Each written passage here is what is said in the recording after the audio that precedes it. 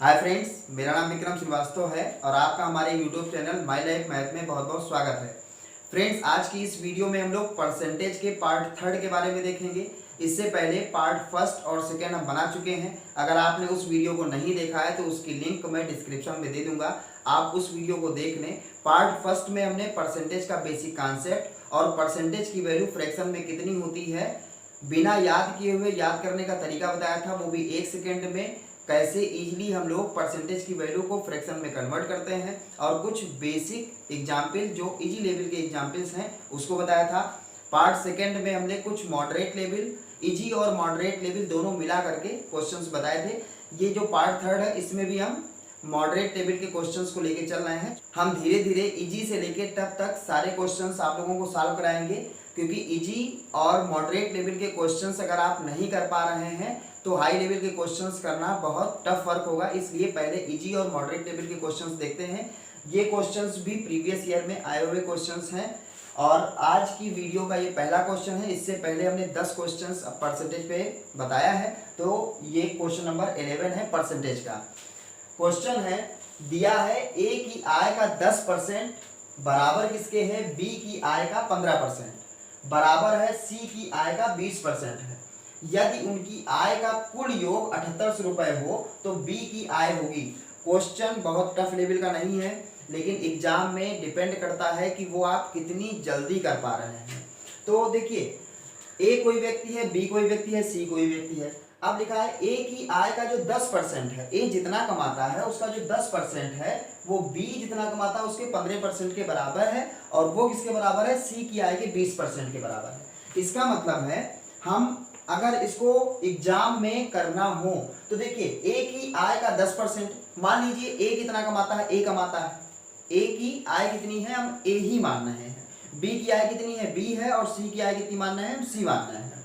तो क्या लिखा जाएगा, अब देखिए हम यहां समझाने के लिए आपको लिख रहे हैं कि 10% है तो इसका मतलब a गुणे 10/100। परसेंट का मतलब कितना होता है, 1/100। तो a गुणे 10/100 बराबर कितना होगा, b इंटू 15/100 और इंटू इज इक्वल्स टू कितना, c के 20% के बराबर है।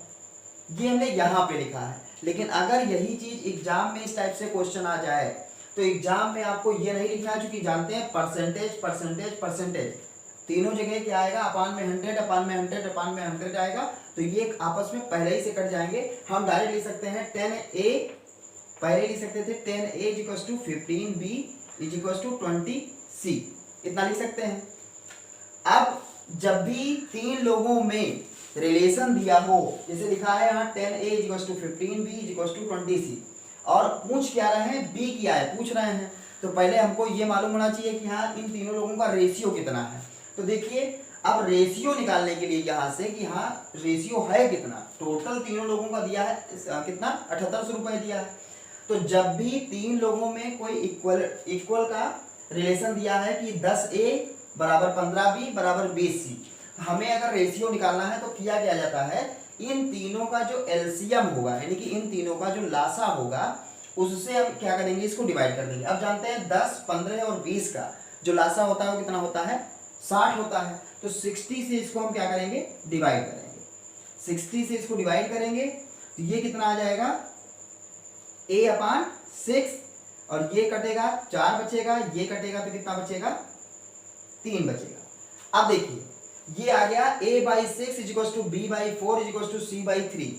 और अगर हम लोग रेशियो निकालना चाहें तो रेशियो यहां हम निकाल रहे हैं कि a ratio b ratio c कितना होगा।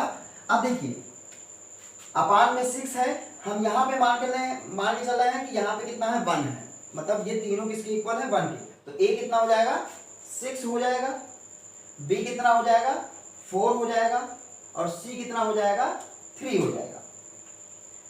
तो a b c, अब यहां हम आपको इतना समझाने के लिए लिख रहे हैं, अगर एग्जाम में आता तो आप इतनी बात तो कैलकुलेशन मन में ही कर सकते थे कि 10a is equals to 15b is equals to 20c, और जब डिवाइड किया तो हमने अपान में लिखा है। आप कर सकते हैं कि यहाँ 60 होगा, 10 इतना होगा तो ये 6 हो जाएगा, और 15/60 यानी 4 आएगा तो यहाँ 4 हो जाएगा, और 20/60 इसका मतलब 3 आ जाएगा, तो 6, 4 और 3 हो जाएगा। अब ये देखना है, इसका मतलब है कि ये 6 रेशियो कमाता है, ये 4 रेशियो कमाता है, ये 3 रेशियो, और ये तीनों मिला करके कितना कितना कमाते हैं 7800 रुपए। इसका मतलब 6 और 4 10 और 3 13, 13 रेशियो की वैल्यू कितने के बराबर है 7800, मतलब 7800 यानी कि 7800 यानी कि 7800 रुपए है। तो 13 रेशियो की वैल्यू कितनी है 7800 रुपए। अब आपको मन में कैलकुलेशन करना है कि 13 रेशियो की वैल्यू कितनी है 7800 रुपए। तो एक रेशियो की वैल्यू कितनी होगी 13 गुणे 6 बराबर 7800। इसका मतलब एक रेशियो की वैल्यू है 600 रुपए। एक रेशियो की वैल्यू अगर 600 है, हमें बी की आय निकालना है, बी 4 रेशियो कमाता है, तो कितना हो जाएगा, एक रेशियो की वैल्यू 600 रुपए है, तो 4 रेशियो की वैल्यू कितनी होगी 2400 रुपए हो जाएगी। और यही हमारा क्या हो जाएगा आंसर हो जाएगा। बस क्वेश्चन हमें मन में ज्यादा कैलकुलेशन करना है। एग्जाम में हमेशा ये बात ध्यान रखनी है कि हमें मन में ज्यादा कैलकुलेशन करना है, और कॉपी या जो रफ वर्क मिलता है उसमें हमें कम वर्क करना है। जब ये सीख जाएंगे तो आपका एग्जाम आपसे कोई छीन नहीं पाएगा। तो इसमें क्या करना था, सबसे पहले 10a = 15b = 20c, 60 से डिवाइड किया तो ये आ गया कि a ratio b ratio c = 10/60, 6 आ गया। तो पहले हमने 6 यहाँ पे, अब डायरेक्ट यही से स्टार्ट हो सकते थे हम, 6 और 15/60 इसका मतलब 4 और 20/60 इसका मतलब 3 आया, तो यहाँ 3। 13 रेशियो की वैल्यू 7800 है, तो एक रेशियो की वैल्यू कितनी होगी 600 रुपए होगी, और 4 रेशियो ये कमाता है, तो 600 गुणे 4 बराबर कितना हो जाएगा 2400 रुपए। इसका मतलब बी कितना कमाता है 2400 रुपए कमाता है। इसका मतलब ऑप्शन नंबर इसका कौन सा सही है, ऑप्शन नंबर इसका 3rd सही है। आइए हम नेक्स्ट क्वेश्चन देखते हैं। आइए इस क्वेश्चन को देखते हैं। क्वेश्चन है कि यदि a + b का 40% बराबर a - b का 60% हो, तो 2a - 3b upon a + b का मान कितना होगा। अब देखिए यहां से आपको क्या करना है, ये कंडीशन आपको दिया है, इसका मतलब a + b का 40% बराबर है a - b का 60%। तो यहां से हम लोग वही काम करेंगे, हम लोग ज्यादा लिखेंगे नहीं। क्या करना है 40%, इसका मतलब हो जाएगा a + b into 40 = percent cut गया, अपान में 100 यहां भी आएगा, अपान में 100 वहां भी आएगा, और दोनों आपस में क्या हो जाएगा कट जाएगा। तो a - b इंटू 60 ये हो जाएगा। अब 20 से इसको करेंगे तो ये 2 टाइम्स जाएगा, ये 3 टाइम्स जाएगा। और यहां से हम लोग थोड़ा कैलकुलेशन करें, 2a + 2b = 3a - 3b, यानी a और b में हमको एक रिलेशन मिलेगा। अब देखिए 2a उधर चला गया तो क्या बचा a, और 3b इधर आ गया तो 2b पहले से था, 3b आ गया तो कितना हो गया 5b। इसका मतलब a की वैल्यू 5b के बराबर है, a की वैल्यू 5b के बराबर है। इन दोनों कंडीशंस को हमने सॉल्व किया तो कितना आ गया, a की जगह पे हम 5b लिख सकते हैं। अब यहां से आपको इसकी वैल्यू निकालना है, तो अब आप इसको मन में कैलकुलेशन करिए। क्या है, a की जगह पे 5b लिखेंगे, a की जगह जब 5b लिखेंगे हो जाएगा कितना 10a हो जाएगा, 10b हो जाएगा, और 10b में से 3b चला जाएगा तो कितना बचेगा, 10b में से 3b चला जाएगा तो कितना बचेगा 7b, और a की जगह कितना लिखना है 5b, 5b और b मिलके कितना हुआ 6b हो जाएगा, 6b हो जाएगा। b से b कैंसिल आउट तो कितना हुआ 7/6। इसका आंसर कितना हो जाएगा 7/6। इसका मतलब ऑप्शन नंबर इसका कौन सा सही हो जाएगा, फर्स्ट सही हो गया है। तो कहने का मतलब ये है कि जो हमें कैलकुलेशन दिया है, हम लोगों को इतना टफ कोई कैलकुलेशन एग्जाम में नहीं देते, क्योंकि जानते हैं कि टाइम वहां पे बहुत कम होता है। तो जो क्वेश्चन बनाया जाता है वो इसी लेवल का बनाया जाता है कि उसको 10 से 15 सेकंड में इजीली किया जा सके। तो ध्यान ये देना है कि हमको कैलकुलेशन से बचना है, जितना हम माइंड में कैलकुलेशन करें उतना ज़्यादा अच्छा होगा। यहाँ से वैल्यू निकालने के बाद इसको वैल्यू वहाँ पे पुट नहीं करना है, डायरेक्ट मन में माइंड में ही हमको सोचते रहना है कि अगर a की जगह 5b लिखेंगे, 5 में से 5b लिखेंगे, इसका दुगना करना है, 10 में से 3 चला गया 7 बचा, और नीचे कितना है 5 और 1 6 हो जाएगा, b से b कैंसिल, 7/6 इसका आंसर। इसका मतलब ऑप्शन नंबर इसका फर्स्ट सही हो जाएगा। आइए हम लोग नेक्स्ट क्वेश्चन देखते हैं। आइए फ्रेंड्स इस क्वेश्चन को देखते हैं। क्वेश्चन है कि यदि a का 120% b के 80% के बराबर है, a का 120% b के 80% के बराबर है, तो b + a upon b - a किसके बराबर होगा। वैल्यूज दी है कितना 5 6 7 की 8 होगा। तो अब क्या करना है, हमें मन में कैलकुलेशन करना है। क्या है, a का 120%, इसका मतलब 120a, या कहते हैं a गुणे 120 बराबर b गुणे 80, a गुणे 120 बराबर b गुणे 80, इतना तो लिख ही सकते हैं। अब इसके बाद 40 से ये कट जाएगा तो इसको थोड़ा सॉल्व कर ले, कितना हो जाएगा 3 टाइम्स, और ये कितना हो जाएगा 2 टाइम्स। अब देखिए a और b में रिलेशन है, जो हमने क्वेश्चन नंबर फर्स्ट बताया है उसमें हमने रेशियो क्यों निकाला था। यहाँ पे तो हम रेशियो नहीं निकालना है, यहाँ पे तो दो लोग इक्वल हैं, यहाँ पे भी लिखा है 3a is equal to 2b, यहाँ पे हम रेशियो की बात नहीं कर रहे हैं। क्यों, क्योंकि रेशियो वहां पे दिया था कि तीनों लोगों का योग कितना है, 7800 रुपए है, तो वहां पे रेशियो निकालेंगे, फिर ये पता चलेगा कि ए बी और सी जो है वो तीनों लोगों का रेशियो है कितना, वो कितना कमा पा रहा है, कितने रेशियो कमाता है। तो ये आया कि 6, 4 और 3 आया, ये 4 रेशियो कमा रहा है, तीनों रेशियो मिला के 7800 है, तो वहां रेशियो की बात कर रहे थे, टोटल योग इतना है। यहाँ पे बी और ए में रिलेशन मिल जाए तभी हमारा काम हो पाएगा। अब यहाँ से देखिए 3a is equal to 2b आ गया, तो 3a is equal to 2b, अगर यहाँ से हम b की वैल्यू निकालना चाहें तो हम 2 को अपान मिलाना पड़ेगा, तो कितना हो जाएगा 3/2a हो जाएगा। इसका मतलब b is equal to 3/2a हो जाएगा। अब हम जहां पे b लिखा है उसकी जगह पे हम 3/2a लिखेंगे। अब देखिए हम डायरेक्ट लिखना चाहते हैं कि 3/2a और प्लस a, 3/2 का मतलब कितना होता है 1.5, 1.5, 3/2 का मतलब कितना हुआ 1.5, यानी कि 1.5, 1.5 3/2, और 1, जब 1.5 और 1 मिलेगा तो कितना हो जाएगा 2.5 हो जाएगा, 2.5 का मतलब 5/2, तो ऊपर कितना हो जाएगा 5/2 और a रहेगा, हालांकि a तो भी कट जाएगा। और फिर लिखा है b माइनस a, जब 1.5 यानी कि 1.5 में से 1 चला जाएगा, 1a चला जाएगा तो कितना बचेगा, हाफ बचेगा केवल, तो हाफ a, और a से a क्या हुआ कैंसिल हुआ, 2 से 2 कैंसिल हुआ, तो इसकी वैल्यू कितनी आ जानी है, इसकी वैल्यू 5 आ जानी है। आप इसको ऐसे समझ सकते हैं कि b इज इक्वल टू कितना है 3/2a, b की जगह 3/2a लिखेंगे तो ये कितना हो जाएगा, ऐसे हो जाएगा 3/2a plus a upon 3/2a minus a, तो a तो कॉमन होके कट ही जाना है, 3/2 प्लस 1, तो 2 यहाँ जाएगा, 3 और 2 5/2 हो जाएगा, 5/2, और यहाँ पे 2 यहाँ जाएगा तो 3 माइनस 2, इसका मतलब 1/2, 2 से 2 कैंसिल, तो कितनी वैल्यू आ जाएगी 5। अब मन में कैलकुलेशन करने के लिए इसको क्या करें, इसको 1.5 मान लें, 1.5 ही है, 3/2 का मतलब 1.5 होता है, इसका मतलब 1.5, 1.5 में 1 ऐड हुआ तो कितना हुआ 5/2, और 3/2 में से 1 माइनस हुआ तो कितना बचा, हाफ बचा, 2 से 2 ये कैंसिल हो जाएगा, कितनी वैल्यू इसकी आ जाएगी 5 आ जाएगी। आइए हम लोग नेक्स्ट क्वेश्चन देखते हैं।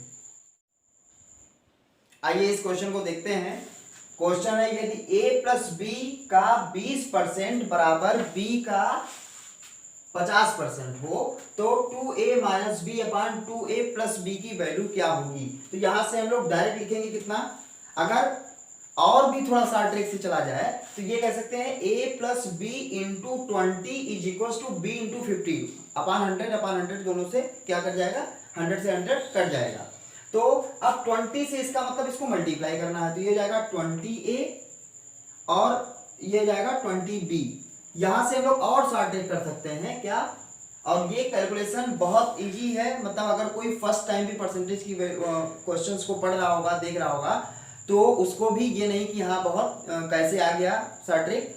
शॉर्ट ट्रिक क्या, कैलकुलेशन से हमें थोड़ा बचना है, इंटू 20 इंटू 5 इंटू 50, तो हम क्या कर सकते हैं, इसको 10 से अगर कर देंगे तो यहाँ क्या बचेगा 2, क्योंकि अगर हम लोग ऐसे लिखना चाहें कि a plus B into 20 upon 100 b into 50 upon 100 से 100 तो कट ही जाना था, इंटू 20 इंटू 50, तो इसका मतलब 0 से 0 भी कैंसिल कर सकते थे, और बहुत आसान सी बात है, यहाँ पे इंटू 20 है इंटू 50 है तो 0 0 कट जाएगा, तो यहाँ 2 बचेगा, यहाँ 5 बचेगा, 2 का मल्टीप्लाई अंदर होगा तो कितना हो जाएगा 2a plus 2b is equal to, यहाँ 5 है, 5 का b से हुआ तो कितना हुआ 5b। अब देखिए 2a इज इक्वल टू कितना हो जाएगा 3b, 2a is equal to 3b। अब यहां से हम लोग a या b की वैल्यू नहीं निकालेंगे, क्यों नहीं निकालेंगे, क्योंकि जो हमें दिया है, क्या दिया है 2a माइनस बी अपान 2a प्लस बी, तो यहाँ पे a तो लिखा नहीं है, हम लोग डायरेक्ट 2a की जगह पे 3b लिख सकते हैं। तो ये चीज जरूर ध्यान रखनी है, इसीलिए हमने इस क्वेश्चन को सिलेक्ट किया है बताने के लिए कि यहाँ पे अगर हम a की वैल्यू निकालेंगे तो आएगा 3/2b, जैसे इससे लास्ट वाले क्वेश्चन में बताया था। तो हम डायरेक्ट 2a की जगह पे कितना लिख सकते हैं 3b। तो हमें क्वेश्चन ये जरूर देखना है कि हमें क्वेश्चन में सॉल्व करना क्या है, किसकी वैल्यू फाइंड आउट करनी है। तो 2a की जगह डायरेक्ट अगर 3b होगा तो 3b - b इसका मतलब आ जाएगा 2b, और 2a की जगह अगर हम 3b लिखेंगे 3b और b मिलके कितना हुआ 4b, तो 4b हो जाएगा। b से b कैंसिल और 2 से 4 कैंसिल, तो 2 2 जा 4 यानी कि 1/2, 1/2 इसका आंसर हो जाएगा। इसका मतलब ऑप्शन नंबर फर्स्ट इसका सही होगा। आइए हम लोग नेक्स्ट क्वेश्चन देखते हैं। आइए फ्रेंड्स इस क्वेश्चन को देखते हैं। क्वेश्चन है कि एक वस्तु का मूल्य 25% कम कर दिया गया है, तदनुसार यदि उस पर पहले वाला मूल्य दोबारा लागू हो तो कम किए गए मूल्य में कितने प्रतिशत की वृद्धि होगी। क्वेश्चन के कहने का मतलब ये है कि एक वस्तु मान लीजिए वो 100 रुपए में मिल रही थी पहले, उसमें 25% का पहले क्या किया गया कमी की गई। उसके बाद अगर कुछ दिन के बाद ये हो कि हाँ दोबारा से वो वस्तु उतने की ही मिलने लगी जितने की पहले मिलती थी, मतलब पहले 25% की कमी कर दी गई, लेकिन बाद में ये हुआ कि नहीं अगर 100 रुपए की थी तो 100 रुपए की ही मिलेगी। तो कितने परसेंट की फिर से हमें इंक्रीजमेंट यानी कि बढ़ोतरी करनी पड़ेगी कि जिससे उसका रेट उतना ही बना रहे जितना पहले था। तो ऐसे केसेस में जब भी अपने मन से किसी वस्तु की कीमत मानना होता है तो हम लोग 100 मानते हैं। मानने को तो आप कुछ भी मान सकते हैं, 10, 20, 50 कुछ भी मान सकते हैं, लेकिन अगर 100 पे मानते हैं तो वो हमारा कैलकुलेशन बहुत इजी कर देता है। इसलिए अगर हम वस्तु की कीमत मानना होगा तो हम हमेशा 100 ही मानेंगे। तो क्वेश्चन क्या लिखा है, एक वस्तु है जिसके मूल्य में 25% की क्या कर दी गई है कमी कर दी गई है। उसके बाद यदि पहले वाला मूल्य दोबारा फिर से लागू हो जाए कि नहीं जितने की वस्तु पहले मिल रही थी उतने की अब फिर से मिलनी होगी, मतलब उतने की ही मिलेगी, तो हमें जो घटी हुई कीमत है उसमें कितने परसेंट का हमें इंक्रीजमेंट यानी बढ़ोतरी करनी पड़ेगी जिससे वस्तु पुराने दाम पर मिलनी स्टार्ट हो जाए। तो मान लीजिए पहले वस्तु की कीमत कितनी थी 100 रुपए, 100 में जब पहले तो थी कितने की 100 की थी, अब उसके रेट को 25% कम कर दिया गया तो हो कितने की गई। अब देखिए इसके लिए फार्मूला होता है, लेकिन हम फार्मूला आपको याद करने के लिए कभी सजेस्ट नहीं करेंगे। आप क्वेश्चन के कॉन्सेप्ट को समझें और वो फार्मूला आप अगर याद भी करेंगे तो वो फार्मूला एग्जाम टाइम में चाहे इतना माहिर हो, लेकिन वो अक्सर यही होता है 90% केसेस में कि एग्जाम में फार्मूले लोग भूल जाते हैं और वो क्वेश्चन जानते हुए भी गलत कराते हैं, क्योंकि बहुत सारे फार्मूले होते हैं। तो इसलिए फार्मूला ना याद रखें, वो हम आपको ट्रिक बता रहे हैं कि हमेशा वस्तु की कीमत क्या मानेंगे 100 मानेंगे, 25% की कमी कर दी गई, इसका मतलब अब वस्तु की कीमत कितनी हो गई 75 रुपए हो गई। अब ये हो रहा है कि अभी वस्तु पहले कितने की मिल रही थी 100 रुपए की मिल रही थी, वो हमने लिख दिया। 25% की कमी हो गई तो कितने की मिलनी स्टार्ट हो गई 75 रुपए की मिलनी स्टार्ट हो गई। लेकिन फिर से ये हुआ कि अब यदि उस पर पहले वाला मूल्य दोबारा लागू हो, इसका मतलब पहले कितने मिलती थी 100 रुपए की, तो अगर 75 को हमें 100 बनाना हो तो 75 में कितने परसेंट बढ़ा दें कि 75 में कितने परसेंट बढ़ा दें कि वो 100 हो जाए। इसका मतलब हमें 75 से चलना है, तो पहले ये बताइए कितना रुपया बढ़ा दिया जाए कि 100 हो जाए। इसका मतलब 25 का इंक्रीजमेंट होगा, 25 जोड़ेंगे तो इसका मतलब 25 जो है 25 और कितने पर निकालना है 75 पर निकालना है। हमेशा इस टाइप के बहुत सारे क्वेश्चन एग्जाम में पूछे भी जाते हैं। तो बस आपको 100 मानना है, या तो कम होगा या ज्यादा होगा, दो में से एक ही होगा। कम होगा तो कम लिख दें, ज्यादा हो तो ज्यादा लिख दें, जितने परसेंट का मैटर हो। तो ये 75 था, 75 को हमें 100 बनाना है, कितने परसेंट का इंक्रीजमेंट करना पड़ेगा। पहली बात तो वैल्यू अगर देखा जाए तो 25 बढ़ेगी, 25 जो बढ़ेगी वो कितने पर बढ़ेगी 75 पर बढ़ेगी। अपान में लिख दे 75 और इनटू में परसेंटेज बनाने के लिए क्या लिख दे इनटू में 100। इसी को सॉल्व करना है और करना कुछ नहीं है, 25 3 होता है कितना 75 और 100/3 इसका मतलब 33 इंटू 1/2, तो ये कितना हो जाएगा 33 सही 1/3% इसकी क्या हो जाएगी वैल्यू हो जाएगी। तो जब भी आपको इस टाइप से कोई क्वेश्चन मिलेगा आपको ये देखना है कि 100 पहले मान लिया। अगर मान लीजिए यही चीज लिखा होता है कि 100 कोई वस्तु है जिसके कीमत में पहले 20% की बढ़ोतरी की गई, उसके बाद अगर उससे वैल्यू को घटाना हो, वस्तु की कीमत उतनी ही रखनी हो जितनी पहले थी, तो 100 से कितना 120 पहुंचा था, 120 को हमें कितना बनाना है, 100 बनाना है। इसका मतलब 20 की कमी होगी, तो 20 और कितने से बनाना है, 120 से हमें 20 कम जाना है। 120 कहाँ चलाएगा, अपान में चलाएगा, तो 20 अपान 1/20 इंटू 100, जो भी कैलकुलेशन करने पे आ जाए वही हमारा आंसर हो जाएगा। तो आज की वीडियो में बस इतना ही। ये भी मॉडरेट लेवल के क्वेश्चंस थे। इसके बाद के पार्ट्स में हम हाई लेवल के क्वेश्चंस कराएंगे जो एग्जाम के पॉइंट ऑफ व्यू से बहुत इंपॉर्टेंट होंगे और जो प्रीवियस ईयर में आए हुए क्वेश्चंस होंगे। उम्मीद करते हैं आज की वीडियो आपको बहुत अच्छी लगी होगी। अगर वीडियो हमारी अच्छी लगी हो तो आप इसे लाइक करें, अपने दोस्तों को अधिक से अधिक शेयर करें, और अगर आपने हमारे चैनल को सब्सक्राइब नहीं किया है तो सब्सक्राइब कर लें, क्योंकि मैं पर डे एक वीडियो अपलोड करता हूँ। चैनल को सब्सक्राइब कर लें, जिससे कि हमारे द्वारा अपलोड की गई वीडियो का नोटिफिकेशन आप तक पहुंचे, सर्वप्रथम पहुंचे। धन्यवाद।